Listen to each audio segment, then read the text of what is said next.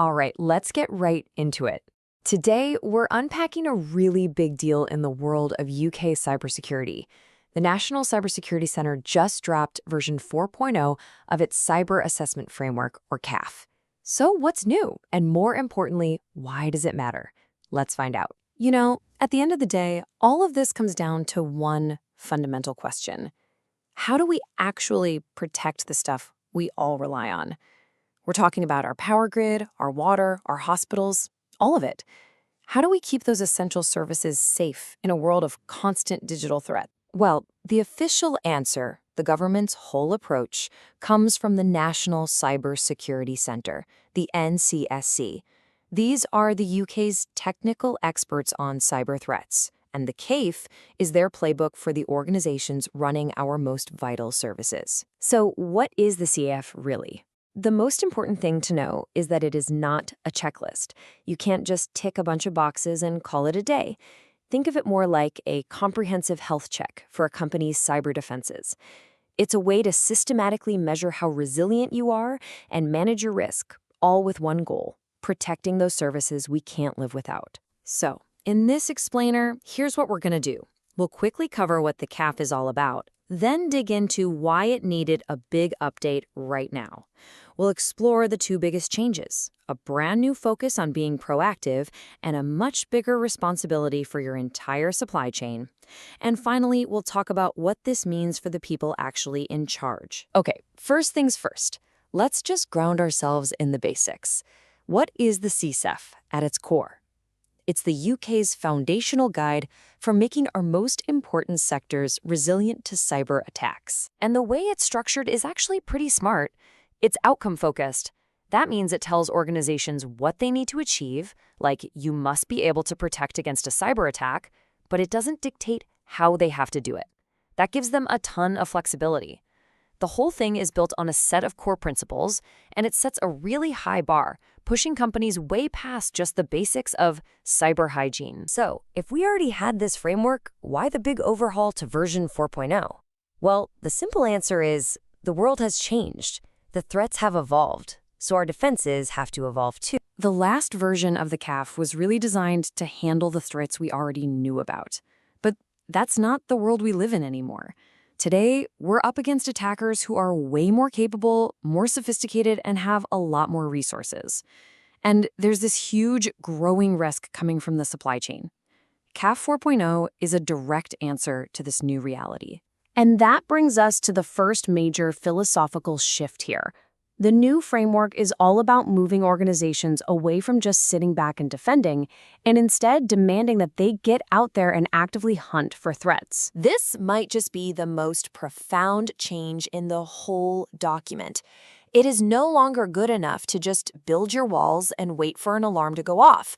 CAF 4.0 is saying that to be truly secure, you have to get inside the head of your attacker. You have to understand them. And this isn't just a suggestion, it's now a core requirement called understanding threat. To get a passing grade, you can't just react. You have to perform detailed threat analysis for your specific systems, anticipate likely attack scenarios, and, this is the key, use that intelligence to shape every single security decision you make. You can see this change in thinking just by looking at the language they use. The old framework talked about proactive discovery, basically finding things that look weird based on what's happened in the past. That's gone. Now the principle is actively hunting threats. It's so much more aggressive and forward-looking. It's a huge difference. So, what does threat hunting actually mean here? It means you're not waiting for a red flag. You are proactively going into your own systems, thinking like an attacker, and actively looking for their tactics, techniques, and procedures, their TTPs, to find malicious activity that your normal security tools might have missed. All right, the second massive change here builds on that proactive mindset. The new CAF makes it absolutely crystal clear that your organization is now responsible for the security of its entire supply chain. And listen, this isn't some minor tweak to an existing rule. The NCSC added a brand new principle just for this, focusing on secure software development and support. The message couldn't be clearer. The software you use, whether you build it yourself or buy it from someone else, is your responsibility, period. And to really let that sink in, just look at what it means to fail this new requirement. You are officially not achieved, you're failing, if your software supplier can't even tell you what's in their own product, or if updates and patches get little to no security testing. Or, and this one is huge, if the patches they send you keep breaking things or don't even fix the problem.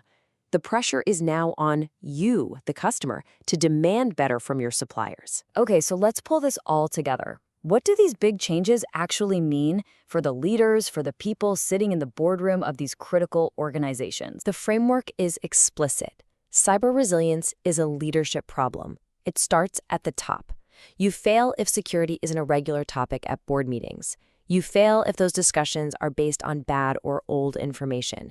You pass when the board owns it, drives it, gets expert advice, and makes sure their direction actually turns into policy for everyone, with absolutely no exemptions for senior management. And the NCSC goes out of its way to call out a really dangerous, but let's be honest, pretty common mindset. If your organization's attitude is, well, we haven't been breached yet, so we must be doing something right, the framework now officially calls that a failure. Assuming you're safe is no longer good enough. So when you boil it all down, the key takeaways from CAF 4.0 are pretty clear. 1. The game has changed from passive defense to active threat hunting. 2. You own the risk in your entire supply chain. 3. The board is accountable. This is a leadership issue, not just an IT issue. And 4. Security isn't a one-and-done project. It's a dynamic, constant process of adapting to a changing world. Which leaves us with one last question. The new gold standard for protecting our most essential services isn't just about building higher walls anymore. It's about getting out there and finding the adversary before they find you. So the question every leader needs to be asking themselves is this: is my organization just defending, or is it ready to hunt?